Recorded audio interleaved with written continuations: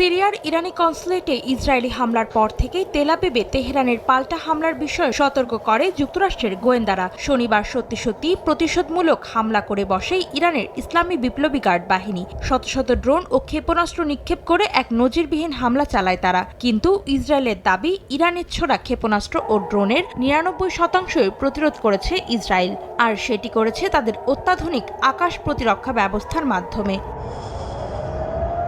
এদিকে ইরানের ড্রোন ও ক্ষেপণাস্ত্র হামলা ঠেকাতে ইসরায়েলকে খরচ করতে হয়েছে ১৩৫ কোটি মার্কিন ডলার। ইসরায়েলি এক সংবাদ মাধ্যমের বরাত দিয়ে এ তথ্য জানিয়েছে তুর্কি সংবাদ মাধ্যম টিআরটি। ইসরায়েলের সেনাপ্রধানের সাবেক অর্থনৈতিক উপদেষ্টা ব্রিগেডিয়ার জেনারেল র্যাম আমিনাসের বরাত দিয়ে সংবাদ মাধ্যমটি জানায়, শনিবার ইরানের রাতভর হামলায় ইসরায়েলের প্রতিরক্ষা ব্যয় হয় আনুমানিক ৪০০ থেকে ৫০০ কোটি ইসরায়েলি মুদ্রা, যা ডলারে ১৩৫ কোটি মার্কিন ডলার।